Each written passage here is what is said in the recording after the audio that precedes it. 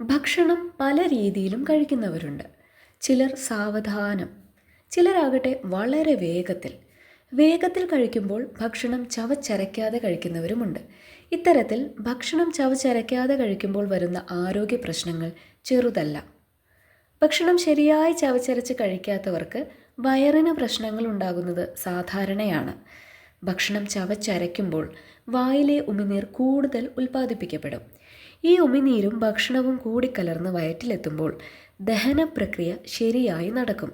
എന്നാൽ ഭക്ഷണം വേണ്ട വിധത്തിൽ ചവച്ചരയ്ക്കാതെ കഴിക്കുമ്പോൾ ഇത് നേരാം വണ്ണം ദഹിക്കുന്നില്ല. ഇതിനാൽ തന്നെയും ദഹന പ്രശ്നങ്ങൾ ഉണ്ടാകും. അസിഡിറ്റി, ഗ്യാസ് പ്രശ്നങ്ങൾ ഇങ്ങനെ കഴിക്കുന്നവർക്ക് സാധാരണയാണ്. തടി കൂട്ടാനിടയാക്കുന്ന ഒന്നുകൂടിയാണ് ഈ രീതിയിൽ കഴിക്കുകയെന്നത്. നന്നായി ചവച്ചരച്ച് കഴിച്ചില്ലെങ്കിൽ ദഹന പ്രശ്നങ്ങൾ ഉണ്ടാകും. ഇത് തടിയും വയറുമെല്ലാം കൂട്ടും.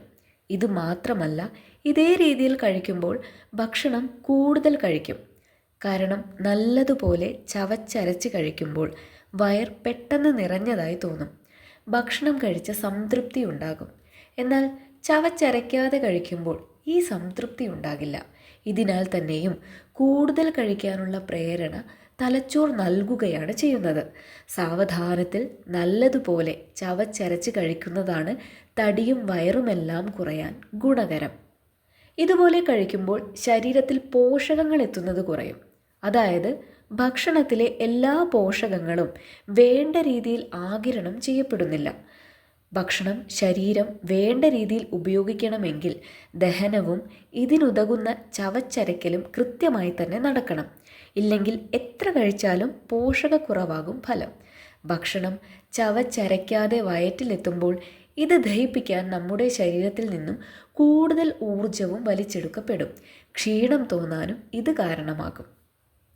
വായിൽ ഭക്ഷണമിട്ട് ചവയ്ക്കുന്നത് നല്ലൊരു വ്യായാമം കൂടിയാണ്.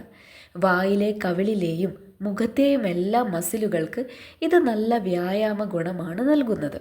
ചവയ്ക്കുക പോലുള്ള പ്രക്രിയകൾ ഫേഷ്യൽ വ്യായാമത്തിൽ പെടുന്ന ഒന്നുകൂടിയാണ്. മുഖത്തിനും ഇത് ഗുണം നൽകും. ഇതുപോലെ നല്ലതുപോലെ ചവച്ചരച്ച് കഴിക്കുമ്പോൾ ദഹനം ശരിയായി നടന്ന് മലബന്ധം പോലുള്ള പ്രശ്നങ്ങളും ഒഴിവാകും. ഭക്ഷണം ഇറക്കുന്നതിനു മുൻപ് 32 തവണ ചവച്ചരയ്ക്കണമെന്നാണ് വിദഗ്ധാഭിപ്രായം. മൃദുവായ ഭക്ഷണങ്ങൾ കൂടുതൽ ചവച്ചരയ്ക്കേണ്ടി വരുന്നില്ല. എന്നാൽ അല്ലാത്തവ ഇങ്ങനെ ചെയ്യേണ്ടി വരുന്നു. നട്ട്സ് പോലുള്ളവ 40 തവണ ചവച്ചരയ്ക്കാം എന്നാണ് പറയുന്നത്.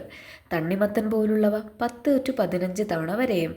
ഇത്രയും നേരം ഭക്ഷണം ചവച്ചരയ്ക്കേണ്ട ആവശ്യമില്ല, അതിനു മുൻപേ തന്നെ നല്ലതുപോലെ അരയുമെന്നാണ് അഭിപ്രായമെങ്കിൽ ഇത്തരത്തിൽ കൂടുതൽ തവണ ചവച്ചരയ്ക്കുന്നത് കൂടുതൽ ഗുണകരമാകുന്നത് കൊണ്ടാണ്. ഇതാണ് ആവറേജ് നമ്പറായി 32 തവണ ചവച്ചരയ്ക്കണം എന്ന് പറയുന്നത്.